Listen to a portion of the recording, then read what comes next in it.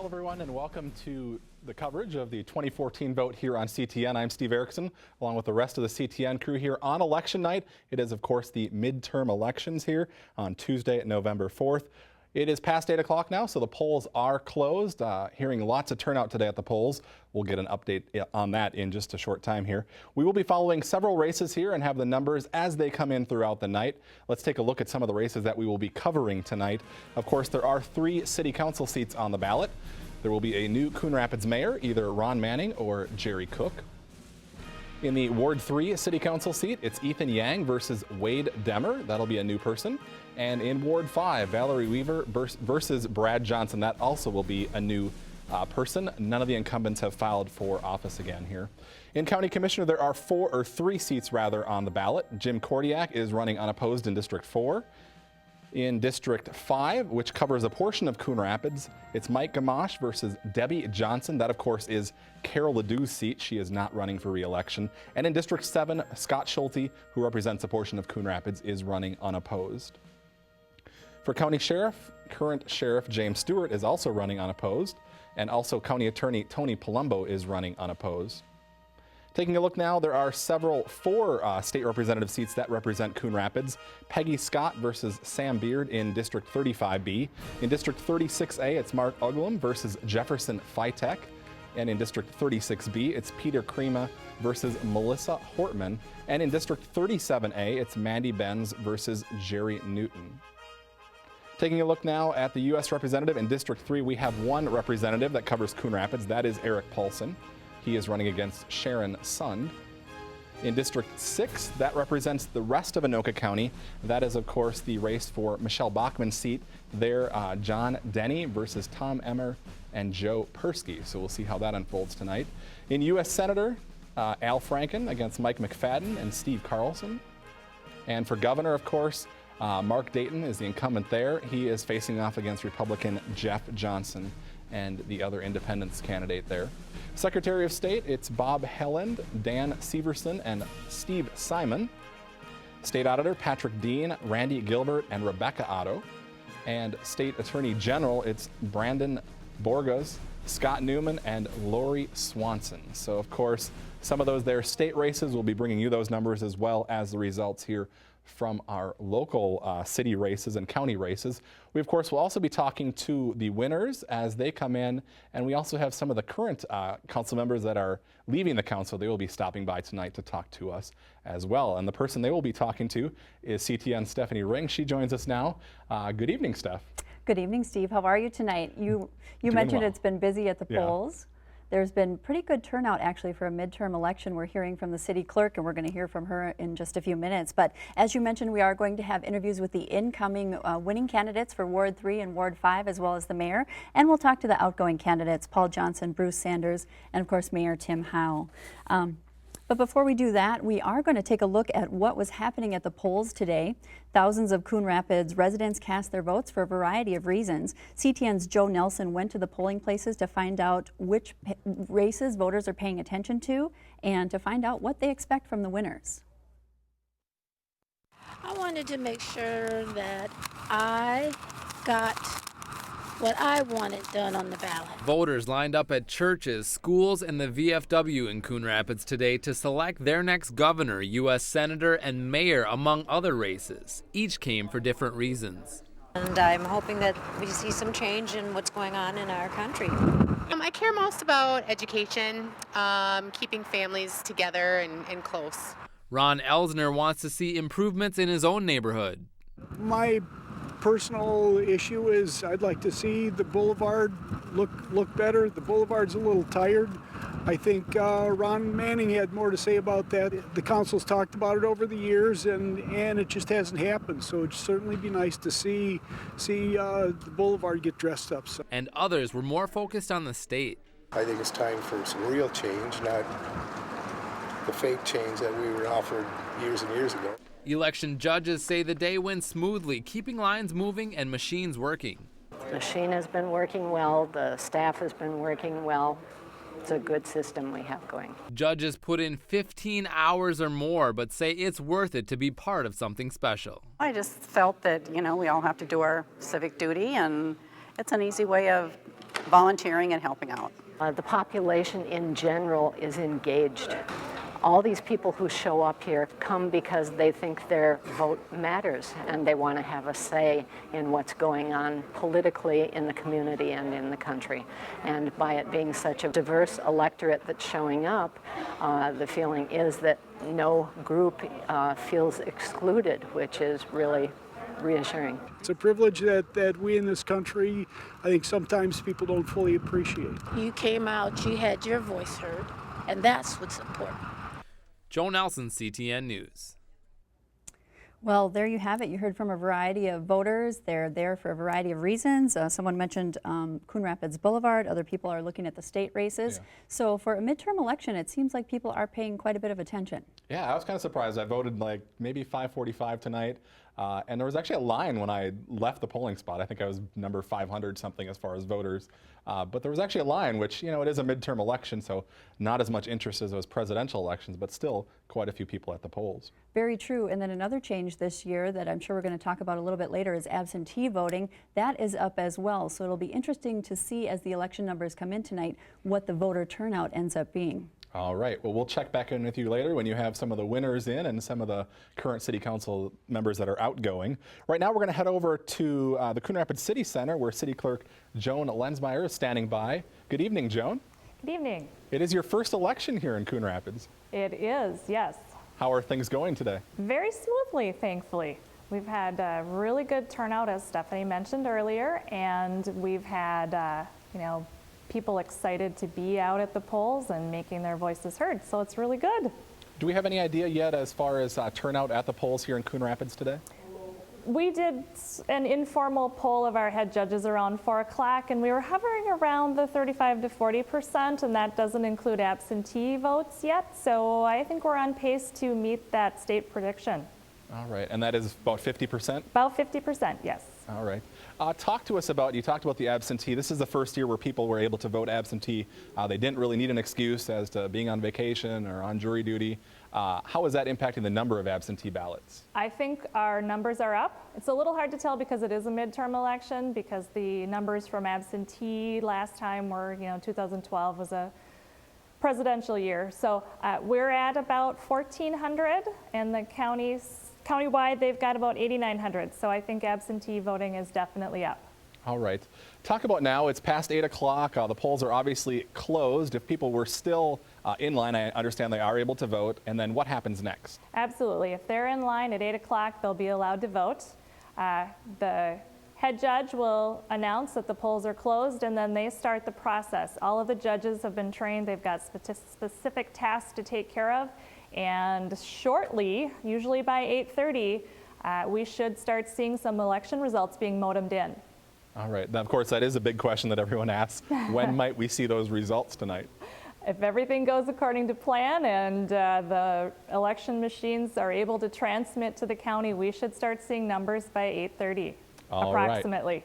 Well, we look forward to seeing those numbers, and we appreciate you taking time out. I know you have other stuff to do, but we may check back in with you a little bit later. Great, thank you. All right, Joan Lensmeyer, the city clerk, standing by over at the Coon Rapids City Center. So there you have it. At this point, there are no results in. That stuff is still being tabulated, those numbers being transmitted to the counties across the state and ultimately the state. But as soon as we have some numbers, we will be back on to bring you those. In the meantime, this is continuing coverage of the 2014 vote here on CTN. Stay with us.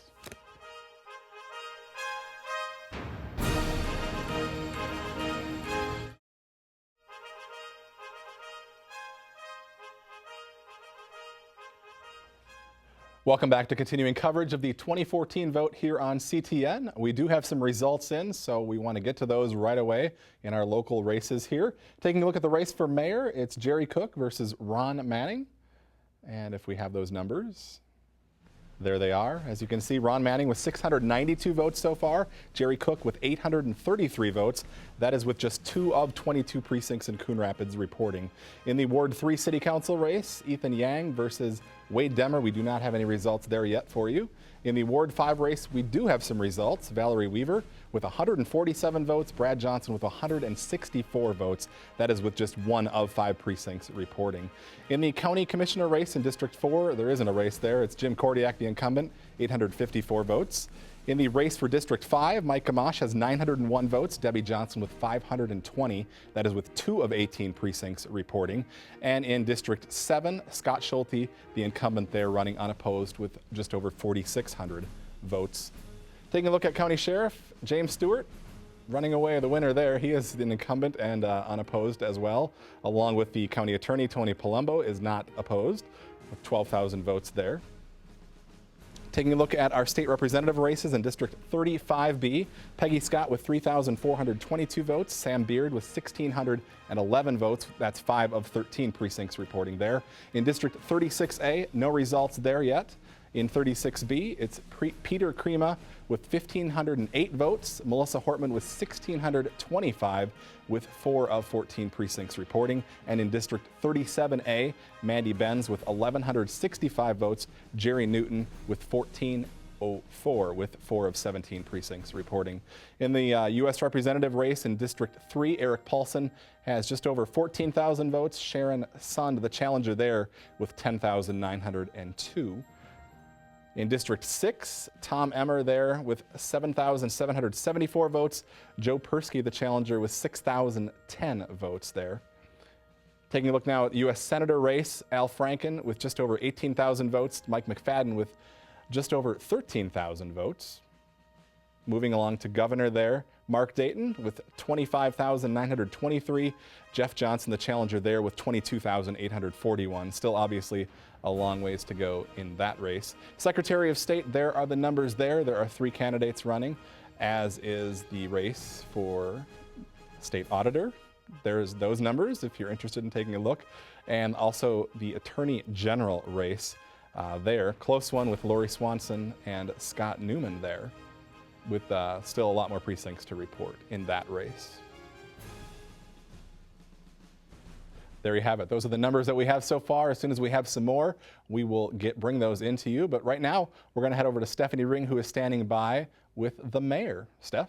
That's right, Steve. I'm here with Mayor Tim Howe, who is he's decided not to run for re-election again. Thank you for coming into the studio. You're welcome. We wanted to talk with you tonight because I'm sure you're watching this election with interest. First off, let's talk about why you decided not to run again. Well, I felt it was the time. I had been on the council previously for 7 years. I was away for a few years and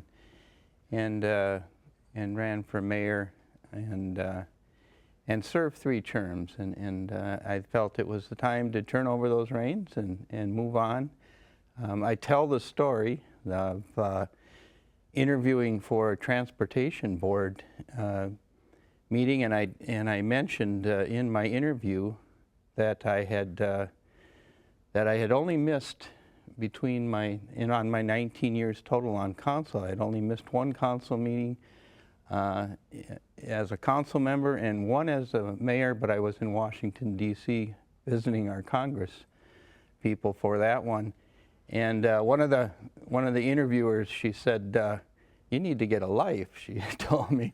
And I thought about that, and so I'm getting a life, a different life, as I step down from council here at the end of the year. So, but it's been interesting. It's something that keeps you hopping, and it's a life. It's a new life I'll start, but it's a pretty exciting life I had as a member of the council and mayor.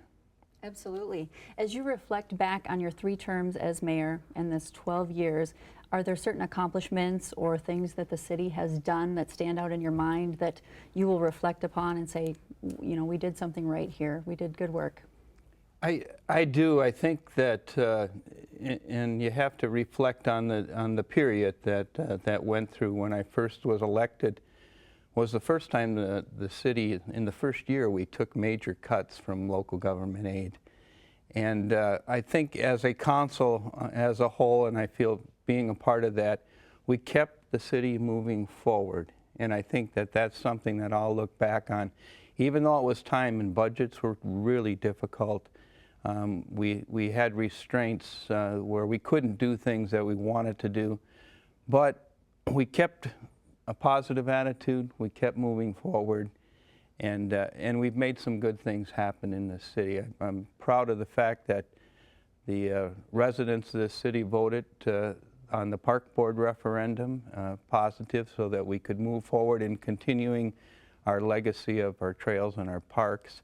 And there's just a lot of things, a lot of issues that we took on, and we took public comment, and all in all, it's been a great experience, and I think we've moved the city forward.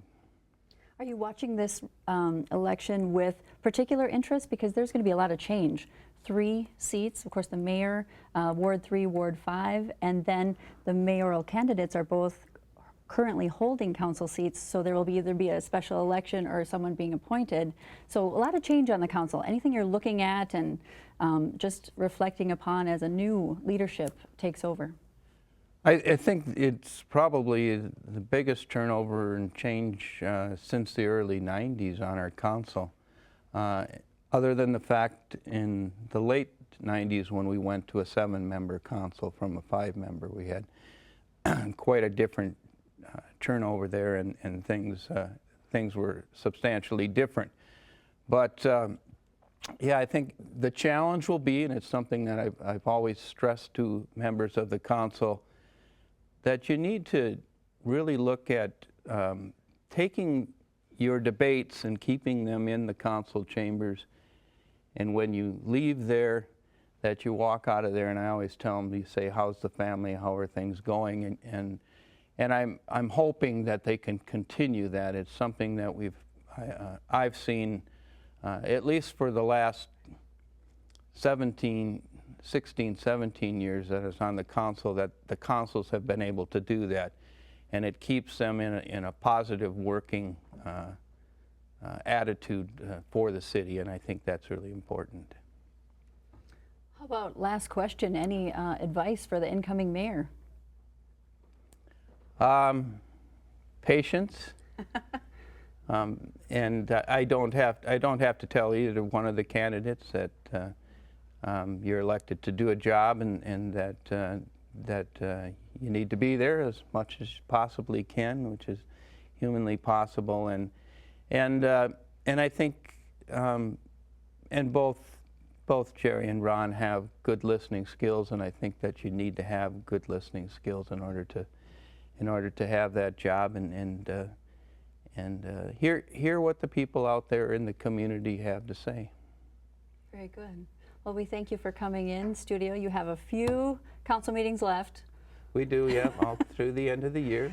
But then it will be the end of your term. We do. We actually have a lot of stuff that's up on the agenda, and some things coming forward here over the next few months, some decisions that will have to be made on a timely fashion. We'll continue to work on those, and then there'll be the change in January. Well, we thank you for coming in and reflecting a little bit on your 12 years here. It's hard to encapsulate all of that. It's been a long time, but we appreciate you coming in studio tonight. Thank you, Steph. Steve, that is Mayor Tim Howe. Of course, he is not running for re-election. He is watching the results coming in tonight, and he's going to start a new chapter in his life after serving for 12 years as mayor. All right, I don't know about him, but it feels like a lot longer than 12 years. Thank you, Tim. All right, well, what we're going to do now is find out some more about what's going on the county level here with Election Day. Of course, the elections office up there busy all day long getting all those votes in. And we sent CTN's Joe Nelson up there a short time ago to talk to the Anoka County Elections Manager. Here's his report. We're here at the Anoka County Courthouse with Elections Manager Cindy Reichert. Cindy, how's the day gone so far? It's been a very smooth election day so far. Everything's going just great. For such a large election, we're really happy about that. So no issues at any of the precincts with equipment or anything like that? You know, every election there are little things that happen. You know, the equipment is kind of new for our election judges as well as our voters. And you know, there's always the I can't find this in my supplies, that kind of thing. But you know, everybody was open at 7 a.m. The equipment was all ready to go. So no real huge issues throughout the day. And these ballot counters are new to a lot of voters. They maybe haven't seen these because it's only been smaller races that they've been used in the past? That's right. We bought new voting equipment in Anoka County in 2013. We first used the ballot counters for the local elections last November for school district.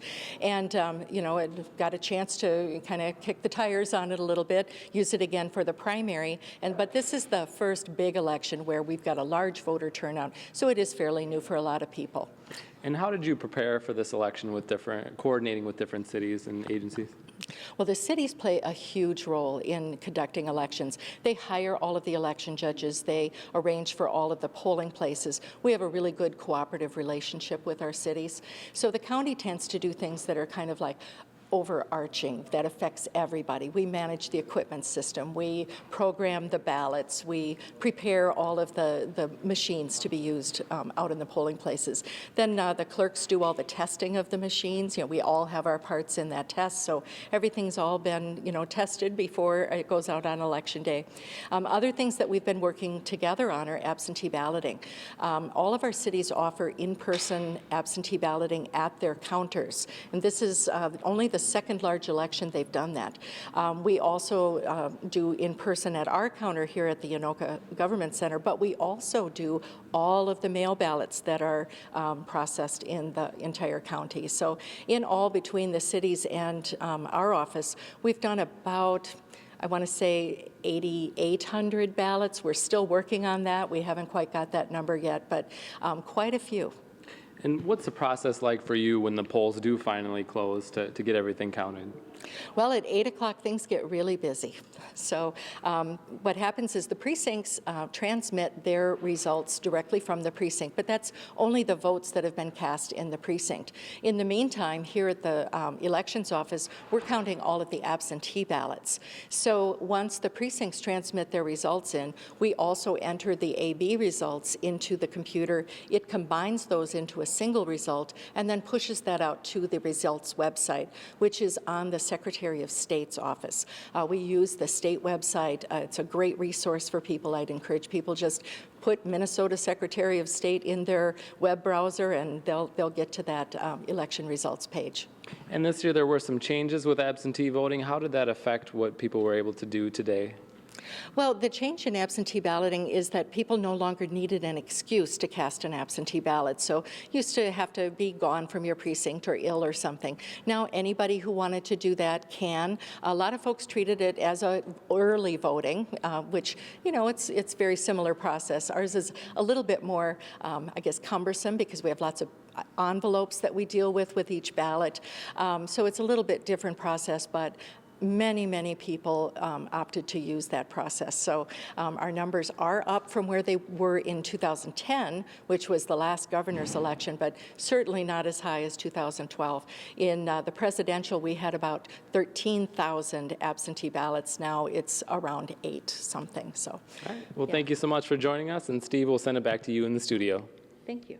All right, thanks a lot, Joe. Joe Nelson reporting from the Anoka County Government Center there with the Anoka County Elections Manager, Cindy Reichert. Sounds like things are going well, and we are still waiting for some more results to come in. But if you missed it, we do have some preliminary results in a couple of the local city races. For the Coon Rapids mayor race, it's Ron Manning with 692 votes, Jerry Cook with 833 votes. That is with just 2 of 22 precincts reporting. No results yet in the Ward 3 City Council race with Ethan Yang versus Wade Demmer. We do have some results in Ward 5. It's Valerie Weaver with 147 votes, Brad Johnson with 164 votes, with just 1 of 5 precincts reporting in that race. Jim Kordiak running unopposed for County Commissioner in District 4. The 2 seats that represent Coon Rapids are District 5 and 7. District 5 is Carol Ledoux's seat. She chose not to run for re-election. So Mike Gamache versus Debbie Johnson. You see Gamache there with double the number of votes so far than Debbie Johnson. That's with 4 of 18 precincts reporting. District 7, Scott Schulte is running unopposed. He has just over 5,400 votes there. County Sheriff James Stewart is also running unopposed, so he has a good number of votes there, as well as County Attorney Tony Palumbo with just over 24,000 votes. All right.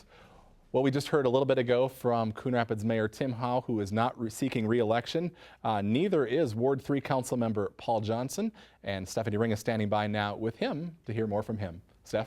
Thanks, Steve. That's right. Paul Johnson, current council member for Ward 3, is here. Thanks for coming into the studio. Thank you, Stephanie. It's a pleasure to always visit with you. Well, let me ask you as well why you decided not to run for re-election. You have served for 2 terms, 8 years total. Why not run again? It's time for me to do other things. As the mayor indicated earlier, I would like to do some travel. We've had family that live other parts of the country we want to visit, and the grandkids are there, so grandkids are taking precedent over ongoing activities. So Sure. it's time to move on. Let some other people step forward and meet the challenges that the community has. As you reflect on your 8 years serving on council, what would you say are some accomplishments or things that you're proud that you were involved in? 2 of the facilities we put up, the Bunker Hills Clubhouse, I think, is a significant addition to the city. The ice arena on the property we have on Coon Rapids Boulevard, I think, is going to be the stimulus of the development up there. On the private sector, the whole expansion around Mercy Hospital, I think the city's tremendously fortunate to have the hospital and the group Alina that works with us. It's the largest employer in town. They put up that huge new professional building. They're putting up another building for mothers and babies, and we've got our first Skyway. And then the park bond issue, of course, which is going to give the community a chance to keep moving forward and update our parks. And then finally, the thing that's kind of near and dear to my heart is the parking facility at City Hall to keep all of our equipment inside and running. It's become a very significant issue as everything's become electronic. In my early years, it was mechanical, so it wasn't a problem. Right, and for those that forget your past employment, you of course worked in our police department for many, many years, captain, and you retired from the department, and then you kind of moved into the council seat. It was a great opportunity to move from one end of the organization to another. Absolutely. You know, you mentioned boulevard redevelopment, the success of the medical area on kind of the northern end of town there. Other parts of Coon Rapids Boulevard are often talked about. Why isn't there more development? We want to see businesses or other development come along the boulevard. What would you tell folks? Because it's been an issue that the council's been working on and the new council members will be working on as well. I think the economic problems we had starting out in 2007, 2008 put a halt on anything happening, for example, at Port Riverwalk. And I'm very familiar with that. We did have a plan in place. The builder was about ready to go. And from my perspective, fortunately, nothing was started because in my mind, we would have had boarded up structures there. So the ground has just sat. And I think at this point now, we're on the verge of movement ahead. We've had some interest, people asking about the property, what could be done, what couldn't be done. It is part of the comprehensive plan. We do have a Port Riverwalk plan, so the groundwork is laid. It's a question of the timing right now, and that's one of the things I will regret is not having the opportunity to be more involved as that project moves forward and develops. No doubt new council members will be looking at this issue and new projects that come forward. Any advice you would give the incoming Ward 3 council member? Anything you've learned from your 8 years? You have to do your homework. You have to review all the information coming to you. You have to understand the comp plan, the Port Riverwalk, in that case, information. You have to be patient. You have to take the time to think through what has been given to you. Is the information solid? It's your responsibility to vet that information once it comes to you. And patience is the other thing. Respect the other council members. Keep the dialogue civil. It should be a professional disagreement at the council policy level. And when you walk out of there, it should be a positive relationship. There shouldn't be some of the negativity we see in the statewide or legislative campaigns. And I think that'll continue. It has been on a practice of the councils, the one I've been on, and previous councils, so I don't think there'll be a loss there. But it is important, I think, that the candidates coming in recognize it. It's not a partisan position. It's represent the community, listen to the residents, your electorate, and try to respond as best you can. Ultimately, it's your decision to represent them. And some are easy, some are a little bit more of a challenge. Will you still watch and stay involved in community issues, political type issues? Going to pay close attention to what happens on some of the other potential projects coming forward. I, as a private citizen, will be able to now lobby my council person as to what I think they should do. That'll be on the other end of the equation. But I think we will have good council people as the votes settle out. I think all the candidates are approaching it in the correct way. They're there to serve the community. So I think we'll have a new good council, and they'll move the community ahead in a progressive way. Well, we thank you for coming in tonight. Wonderful to just kind of recap your 8 years serving on the council, and good luck to you in your future as you can go visit those grandkids. That's important. Thank you, Stephanie. It's been a pleasure to serve on the council and work with you and the other CTN staff. Well, we appreciate working with you as well. There you have it, Steve Paul Johnson, recapping his time here and waiting to see who the next Ward 3 council member will be. And I actually have the answer to that. I know we're having some computer issues, but we do have some new numbers in, so I want to bring those to you right away. All precincts are now reporting in the Ward 3 race. Wade Demmer is the unofficial winner there. He has 1,786 votes. Ethan Yang, the challenger, with 1,197. So again, Wade Demmer, the unofficial winner in the Ward 3 City Council race. We also have new results for the mayoral race with 17 of 22 precincts reporting. Jerry Cook has just over 7,000 votes, 7,069. Ron Manning with 6,769. So Jerry Cook just has 300 votes more than Ron Manning. There are still 5 precincts left to report in that race. And Ward 5, we still have just 1 precinct reporting there, Brad Johnson with 164 votes and Valerie Weaver with 147. So we'll work on getting our computer back up here with those graphics on the screen. But in the meantime, you're watching continuing coverage of the 2014 vote here on CTN.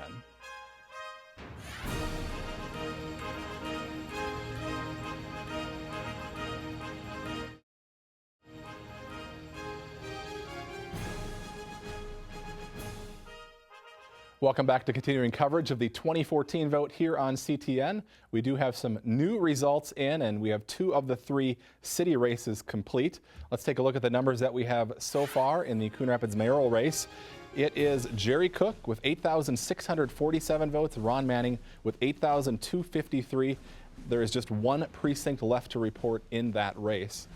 The other 2 races are final. The Ward 3 we told you about just a little bit ago. Wade Demmer, the unofficial winner there with 1,786 votes. His challenger Ethan Yang with 1,197.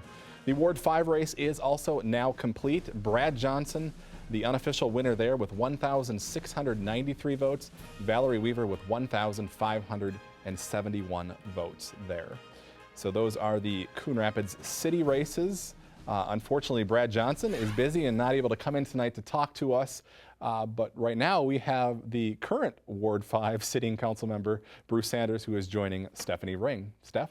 That's right, Steve. I am here with Bruce Sanders, current council member for Ward 5. Thank you for coming into the studio tonight. Thanks for asking me. Well, first of all, we just got the results of the new council member, Brad Johnson. Tell me, first off, what you would hope for the new council member coming in, how they would serve Ward 5. Well, first of all, I want to congratulate Brad and Wade for their for victories in coming on. Prepare for each and every council meeting and get out in the community and attend as many events as you can to get, and that's really where you get to know the people. Mm-hmm. Now, you've served for 3 terms, 12 years. You first got on the council in 2003. You were elected in 2002. Let's reflect on your last 12 years. What have been some of the challenges? What have been some of the successes as you see them? Well, one of the successes, I think, is the passage of the successful referendum for the parks. There were a lot of people that were doing a lot of work to put that through, and the parks really need it. The parks are an essential part of our infrastructure, and it was really critical that we pass that in order to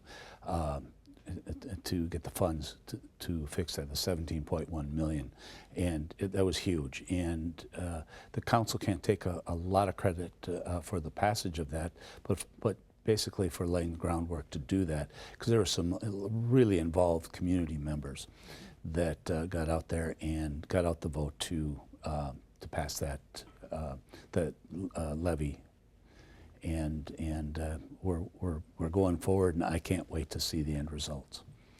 What about some challenges? All the challenges, of course, that was probably the biggest challenge, because that wasn't a no-brainer. It was a difficult thing to get past, because it right up front we told everybody it will raise your taxes, and nobody likes to hear that. So that's a real challenge.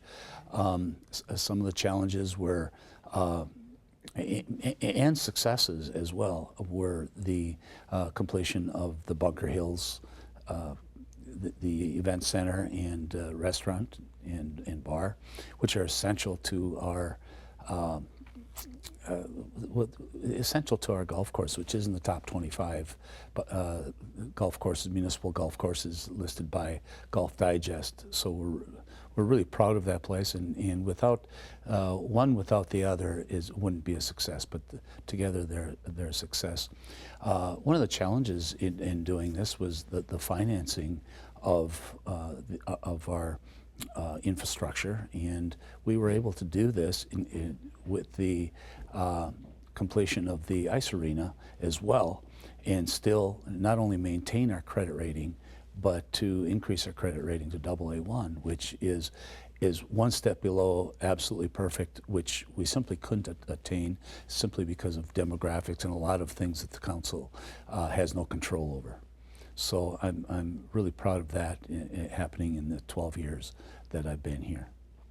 What about the city moving forward? All of the candidates that were running this year talked about development, and Coon Rapids Boulevard particularly, but also economic development. Is that an issue that you think they will continue to be working on? And I know the council that you have served with for the last 12 years has been looking at the boulevard redevelopment and economic development in general. Well, in the 12 years I've been on the council, Coon Rapids Boulevard has been on the burner. As you heard Council Members Johnson and the mayor say that, we had a plan, and the plan was approved, and it was about ready to break ground for it, and then the economy went south. And I think it was very prudent on the part of the developer and the council to negate that contract and let it lie. Otherwise, it would look like a bombed out city right now that would have been about half complete, and it would have been an attractive nuisance and just not good as a signature development for the city. So, I think that all the candidates that I saw, and we had quality candidates. I want to tell you that I'm very proud of the candidates, and I think the city is going to be in real good hands. But all the candidates talked about development and are aware of development.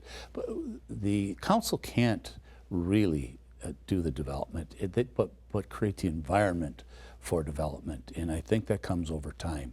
It doesn't come fast, it doesn't come easy, and you're not going to see it just sprout up like throwing seeds out and watching it grow.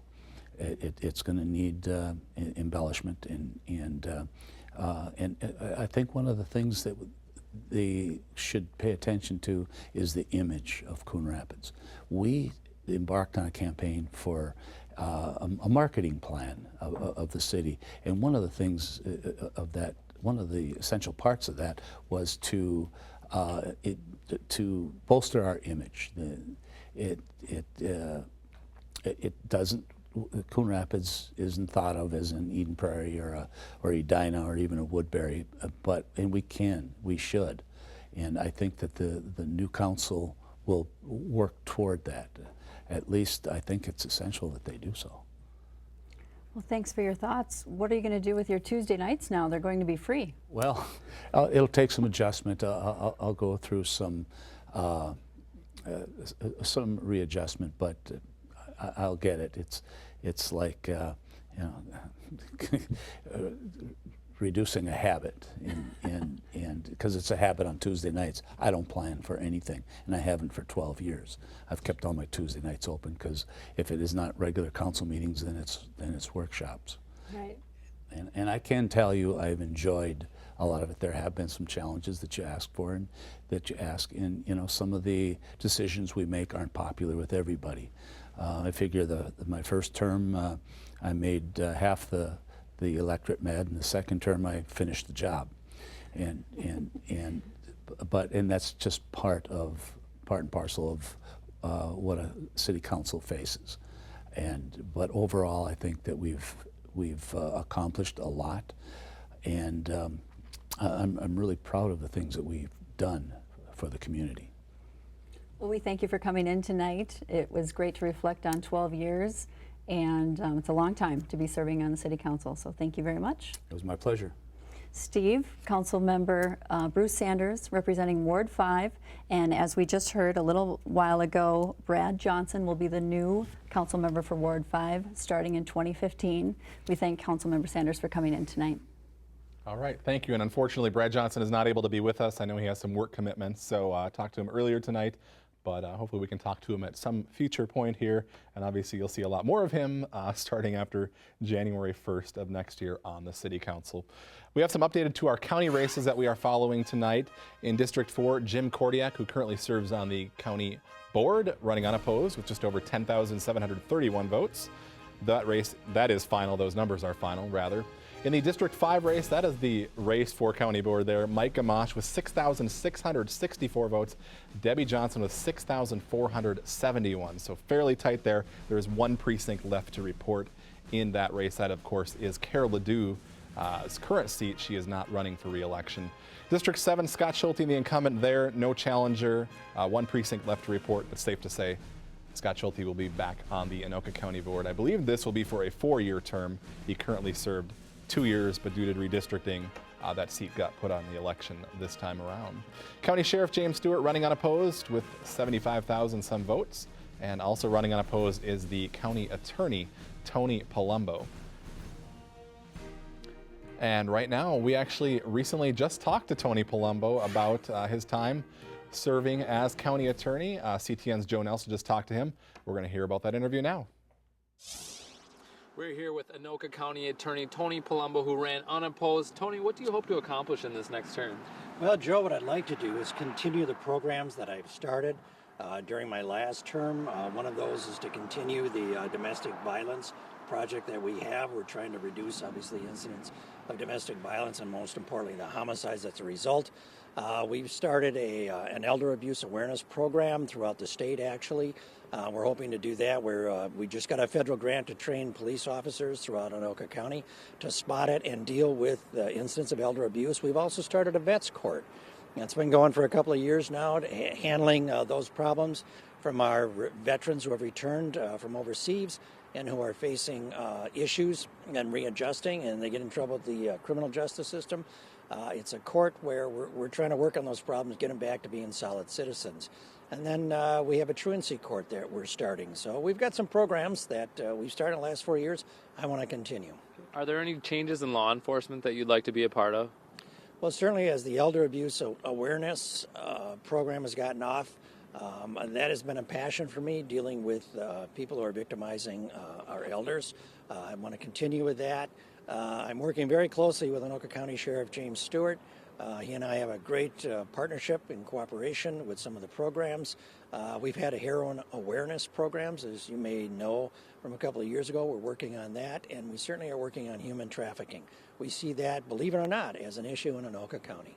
And running unopposed, you got nearly 100%. How do you feel about the support that you had in this election? Well, I'm very grateful for people who came out and supported me, for those votes. It was, I have to be honest, it was very nice to run unopposed, and I'm very thankful for those people that stepped up and indicated they would support me, regardless of whether I was unopposed. And for that, I'm very, very thankful.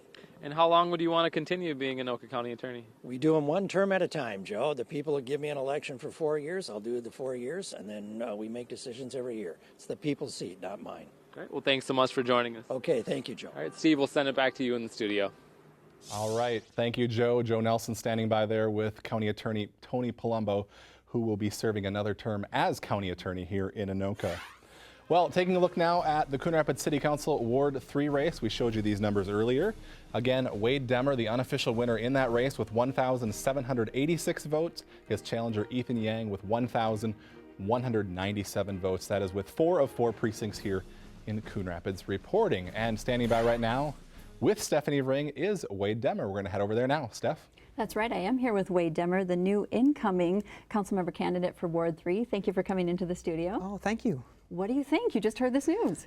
It's pretty exciting. You know, it's funny. You concentrate on the campaign, and then all of a sudden the election's here, and the results came in really fast. So still a little surprised, but just a huge thank you to all the people who helped me. I had just tremendous volunteers, and you know, the other thing is I got to meet Ethan Yang during the campaign, and he's a great guy and a wonderful candidate. And you know, we were just talking, and we're going to get together and have coffee and things like that, because you know, it was a good campaign. No one was dirty or anything like that, and you know, just very respectful. So a good experience for my first ever campaign. Yeah, absolutely. Now, why did you want to run, first of all? You know, it's funny. When I was a kid, I was in Buffalo, Minnesota, and my dad was a city councilman. And so to me, it just seemed like a normal thing to do, which, you know, the more I think about it, the more I think I'm not sure it actually is a normal thing to do. But, you know, I've got 2 young kids, and we plan to stay in Coon Rapids for quite a while. And my family's been in Coon Rapids for 60 years. And so it seems like a reasonable way to give back to the community. And, you know, I'll do my best. And I want to make sure to bring in the thoughts and opinions of as many people as would like to give them to me. Not that I can do everything they want, but I do want to make sure to try to listen to a lot of voices. Right. What do you see as some of the top issues that you hope to work on during your time on council?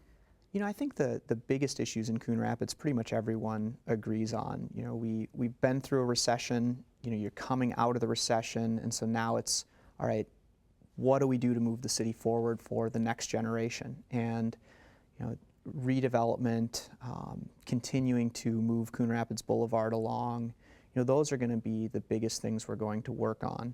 But then beyond that, that's sort of the 5 to 10 year horizon, you know, trying to make sure we have a vision to go out beyond that, because, you know, you need to compete with the other cities in the larger region, and you need to make sure that our region, the North Metro, is strong as a whole region, so you have to work together with the other cities. But you need to attract a new generation to make sure that they're still here in 10, 15 years, and that people see Coon Rapids not as a place to get an affordable home and then leave to go somewhere else, but as a place to get an affordable home and then get your next home and then get your next home and really make it your community. Mm-hmm. In the League of Women Voters candidate forum, you did talk about some other issues that were important to you. I believe you brought up economic development as well. Tell us what you see as sort of a visionary plan, or what you'd like to have happen with economic development in the city. Yeah, so economic development is one of the things that makes a community truly sustainable. You know, beyond environmental sustainability, there's also economic sustainability. And the more your fortunes are tied to other things, the harder it is to really feel like you can weather a storm. And so you want to have an approach that makes your city strong and somewhat independent. Obviously, no one's truly independent. You know, the fortunes of Coon Rapids are very tightly tied to the fortunes of the region, the fortunes of Minnesota as a whole, and of course the nation as a whole. But you want to do your best to make sure that you're buffeted against any storms.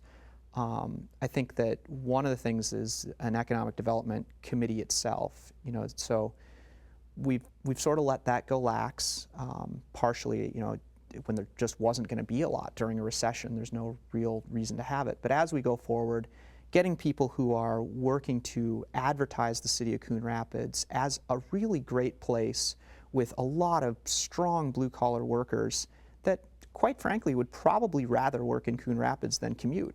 Not all of them, obviously, but you know, why would you spend an hour driving when you could spend 10 minutes? And so if you're a business, you know, who has that kind of a blue-collar business, why wouldn't you want to come to Coon Rapids, where we have the strong workers? And you know, not that we're going to change Coon Rapids overnight or anything like that. We have to have a 5-year plan, a 10-year plan, and a longer plan.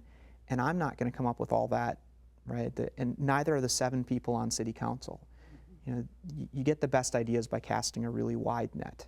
And so I want to make sure that we're doing that. I want to make sure that we're looking around for ideas and looking at what's happened well and poorly in other cities and not making the same mistakes other people make. Other important aspects to you that you want to think about over the next 4 years? You know, it really is a matter of collaboration. You know, I don't want to come in thinking I'm a hot shot with all the best ideas. That's really not how I operate. I operate best when I hear a lot of different ideas and can try to distill them into something real. You know, that's what I do for work as an engineer, and so I'm planning on trying to use that same mentality of not coming in thinking I know a solution, but thinking I know how to work with people to try to get to one. Mm-hmm.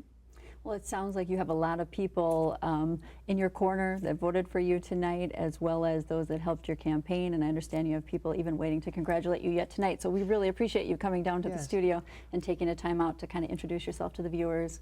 Well, thank you so much. And you know, one thing I plan to do is I had a you know, for City Council website, you know, Wade Demmer for City Council Facebook page, and what I'd like to do is I'd like to change that to, you know, to be a place where people can come and send me messages. And so instead of a running for office one, an actual Wade Demmer, the councilman, and use that to sort of keep that transparent flow of ideas between, you know, people in the community. So. Not that I'm trying to plug anything, but just you know, trying to reach out to people in different ways to communicate, because everyone communicates differently, especially through different generations. So. Absolutely. Well, congratulations again. Wade Demmer, new incoming council member for Ward 3, and we appreciate you coming into the studio today. All right, thank you so much. Steve, back to you. All right, Steph, thanks. And of course, the results are unofficial until they're canvassed, but that will happen, I believe, later this week or next week. Taking a look at all the results that we're following here tonight, we'll start with the Coon Rapids mayor race. Ron Manning with 8,253 votes. Jerry Cook leading there with 8,647. We are still waiting for one precinct, that is in Ward 1, Precinct 3. We do not have results from that precinct yet to make those numbers official and declare a winner there. In the Ward 3 race, Ethan Yang with 1,197 votes. Wade Demmer, who we just heard from, with 1,786 votes. The unofficial winner there in Ward 3. In Ward 5, Brad Johnson is the unofficial winner with 1,693 votes. Valerie Weaver with 1,571 votes. Turning to the races for County Commissioner in District 4, Jim Kordiak coming back for another term. He ran unopposed. In the contested race in District 5, which covers a portion of Coon Rapids, it's Mike Gamache leading currently with 6,664 votes. The challenger, Debbie Johnson, there with 6,471 votes. We are waiting for one precinct there, and that precinct is in Andover. So those results not final. Scott Schulte, that seat in District 7 represents a portion of Coon Rapids. He is the incumbent, ran unopposed, and will be serving now a full term on the county board. Moving to the county sheriff, there is no race there. James Stewart, the sheriff, is the unofficial winner there with still 7 precincts to go. Obviously, he will have another term there as sheriff, along with County Attorney Tony Palumbo, who also is running unopposed there. Taking a look at our state representative races, we have 4 state representatives now with redistricting that serve a portion of Coon Rapids. In District 35B, Peggy Scott has 9,382 votes there, easily ahead of Sam Beard with 4,775 votes with 1 precinct left to report. In District 36A, Mark Uglum with 7,465 votes. The DFL challenger Jefferson Fytek has 5,157 votes. There is just 1 precinct left to report there. In District 36B, Peter Crema, 6,851 votes, challenging incumbent Melissa Hortman, the DFLer there, who currently has the lead with 7,407 votes, and that actually is a final result. All precincts reporting Melissa Hortman will be serving another term in the state legislature. Taking a look at the state representative race in District 37A, incumbent Jerry Newton there, the DFL candidate, with 6,934 votes. He is the unofficial winner there with all precincts reporting. Republican challenger Mandy Benz has 6,275 votes. Taking a look now at the U.S. representative race in District 3, Eric Paulson represents all of Coon Rapids. He has quite a lead there over Sharon Sund, but there is just 13% of the votes in currently with that race. Taking a look at District 6, which covers the rest of Anoka County there, the contested seat there for Michelle Bachmann's seat, who is not seeking re-election. Tom Emmer easily ahead there with 41,615 votes. Joe Persky with 28,289. That is with 14% of precincts reporting. Taking a look now at the U.S. Senate race, Al Franken ahead there with 253,000 votes. Mike McFadden, the challenger, there with 177,000 votes. Taking a look now at the governor race, Mark Dayton, 240,805. The DFLer there, obviously, Anoka County seems to be pretty Republican, but he is taking the lead here in the statewide results with 240,000. Jeff Johnson with 181,000 votes. Taking a look now at the Secretary of State, there are 3 candidates vying for that. Steve Simon currently on top with 221,000 votes. Also in the race for State Auditor, no results there. Secretary of State, I believe. I'm sorry, we skipped over. There are 3 candidates there and Attorney General. So there you have it, the numbers as we currently have it. What we're going to do now, we talked to her a little earlier, Joan Lensmeyer, standing by at the Coon Rapids City Center, the city clerk there. How are things going? I know we're missing results for one precinct that will decide the mayoral race. Yes, I have spoken to the head judge, and I understand that the results have been reported, but they have not been refreshed or updated on the Secretary of State's site as of yet. So no issues there. Numbers should be available very soon. All right, we hope to get those shortly. So things are kind of wrapping up over there. People bringing back their supplies and stuff to the city center, the election judges? They are. I don't know if you can hear the background noise or not, but I've got a full lobby here at City Hall. Supplies are being returned, ballots are being returned and secured in the vault, and looks like things modemed great, and results are in fairly quickly. Yeah, it was quicker than the primary, which was great. Much quicker. Seemed great to have all those results. I know a lot of excited people out there to find out who their new representatives are. So what happens at this point? I know the results still need to be canvassed, correct? Correct. There will be a special city council meeting next week, Wednesday at 7:30 to canvass the results. All right. So at this point, you're just gathering all that stuff, and pretty soon you'll be able to go home? That would be great. Yes, we're going to do some things here, make sure that we secure everything properly. My deputy clerk and I have some work to do with some forms that the county requires before we're allowed to leave City Hall. And once we've done that and submitted everything to them, then we will lock the doors and go. All right. Well, do we have any idea yet still about turnout, or is that number still preliminary?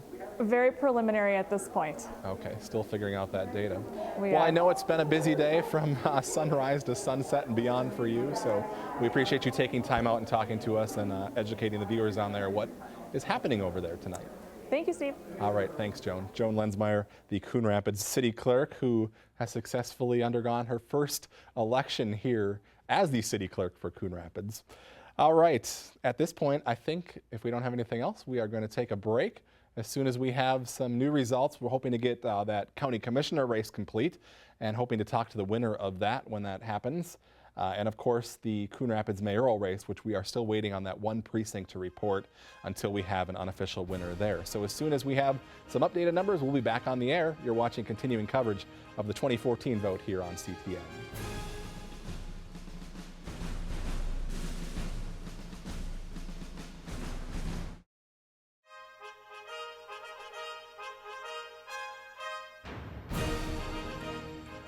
Welcome back to continuing coverage of the 2014 vote here on CTN. I'm Steve Erickson.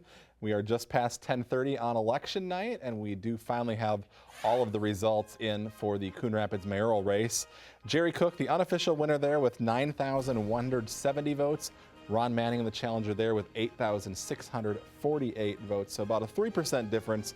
All precincts in Coon Rapids now reporting. So Jerry Cook, our new Coon Rapids mayor, starting in January. We're going to head over to Stephanie Ring now, who is standing by with the winner. Steph? That's right, Steve. I am here with newly elected Mayor Jerry Cook. Welcome to the studio. How are you feeling right now? I'm good. I'm happy. Thank you.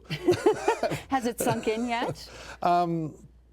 You know, I think actually leading up to today, I've been more nervous about the possibility than today. Today, I just feel real good about it. Very good. Yeah. Well, it was a very close race, as Steve mentioned, about 41% to 48%. And of course, the votes will be canvassed next week. So officially, everything is canvassed. Very close race. Did you think it would be that close? You know, there's no polling. There's, you know, and people go, well, how do you think it's going? Well, people that are going to not vote for me aren't going to say, hey, I'm voting for voting for Ron. So everything has been real positive leading up to it. But the reality check is I had no idea how it was going to go. Okay. And obviously it was a very close race, and it was probably a good thing that I didn't know it was going to be that close. And of course, both yourself and Ron Manning currently sit on the city council. Correct. So community members probably know your names, know some of the work that you've done. Why go from council member to mayor? I think over the couple years I've been on the council, almost 3 years I've been on the council, I've attended so many things during the week, so many places where I think Coon Rapids needs to have a point person. Tim has always done a great job as our mayor. In the last couple of years, he's taken that full-time job and he hasn't been able to be at all of those things. And I don't know that it's even necessary to be there. I think that there's a way to get a positive voice out for Coon Rapids. I've been a realtor for 26 years. When you select a community to move to, you're usually working with a realtor. And one of the things that I really want to do is reach out to our realtors and work with their staff and kind of bring it all together. Here's all the great things about Coon Rapids. Do you know all these things? So I'm not sure. Was that kind of an answer? It is. So you want to kind of showcase the community more broadly, particularly starting with the real estate community. What about other priorities that you want to focus on as far as being, a mayor and having a little bit different role within the city council? In our mayor, the mayor system here, we one vote. So it's considered the weak mayor system. But I think you can have a little bit more impact on setting the agendas, on the commission appointments. It's interesting because we've got fabulous commissions. We've got great commissions working in our community, and I'm finding other folks now are interested in getting involved because all of a sudden they're seeing that, well, gosh, if you're involved, I think maybe I'm interested in being involved. What commission should I look at? So I think it's going to kind of change some of the tone, and especially with, with 2 new city council members coming on in the first of the year, this is really an exciting time. I've loved serving with the council that's there. It's just exciting. It's kind of invigorating, and I think the other thing is, and I think you had another question there, but. As I would love to see us focus a little bit more on our customer service. We've come a long way, and I have to publicly apologize to our inspections department. I took a shot at them in the Star Tribune, and I feel bad. But our inspections department was really. I think we had dug ourselves quite a hole. We've come a long ways. We've made it a lot better to deal with. I still think we need to go a little bit more, with our customer service. Not be doormats, but treat people with respect and look at them with, what, you're doing a great job. We're just here to make sure everything is okay, and yep, we're golden here. So just put some of that customer service stuff in there.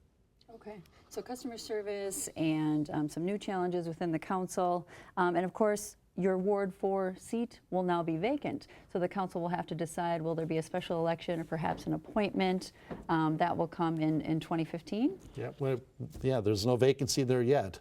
So when the vacancy is declared, then the council will have to decide, I imagine. I think typically it's been an appointment, but that'll be the decision of the council. Exactly.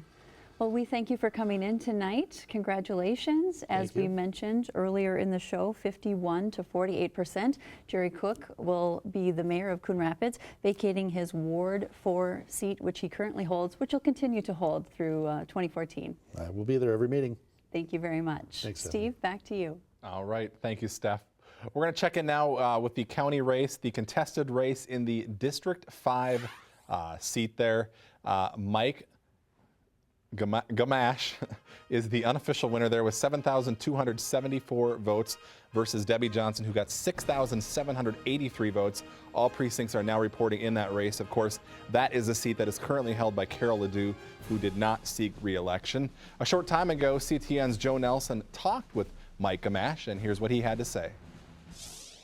We're here with newly elected Anoka County Commissioner Mike Gamache, who won by just a few percentage points. Mike, how does it feel to pull out the win here? Feels great. I'm not used to having close races after being in the mayor's seat for a number of years, so it took some time, but we had a great crowd here tonight at the house, and everybody was fantastic. It feels good. And what do you hope to accomplish in this term here?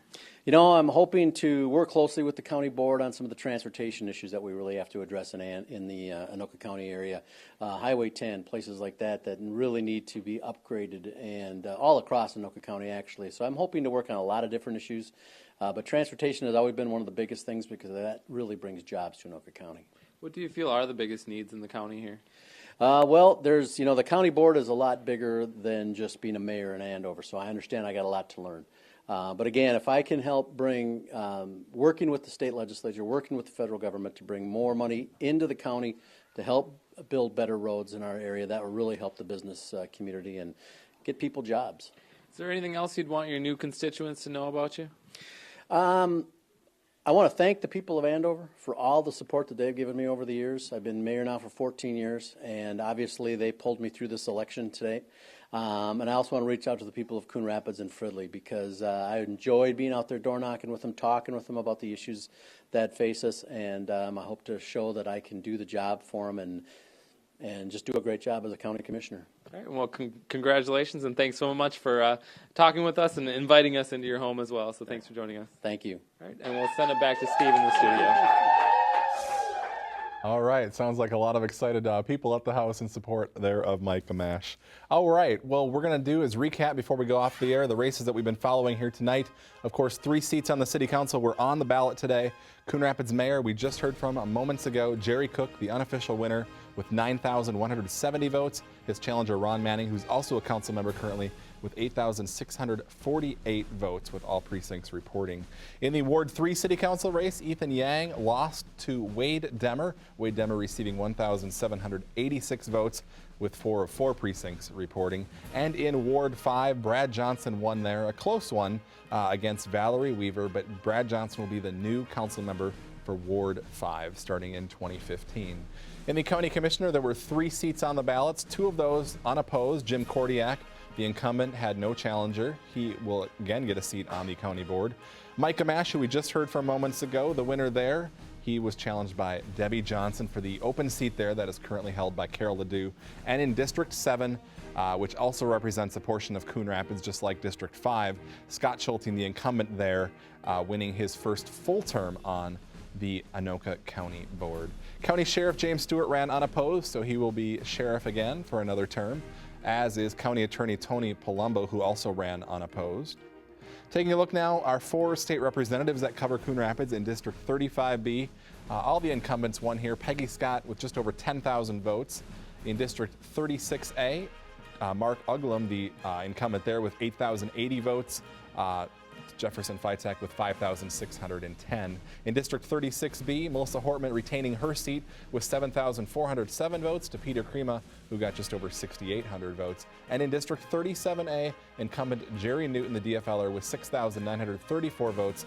Challenger Mandy Benz with 6,275 votes there. We had some other numbers earlier. The governor's race, Mark Dayton is being the projected winner there. He will serve another term. He's being projected as the winner by the AP, as is Al Franken for U.S. Senate. Tom Emmer won the race in U.S. House District 6. That represents a good chunk of Anoka County. Coon Rapids is represented by District 3, but Emmer beating out challenged by Persky, 55 to 38% currently. So that is the numbers that we have for tonight. Of course, it has been an interesting election day. We are at the midterm elections here, so not as much of a turnout as a presidential election, but we saw today there were quite a number of folks that came out.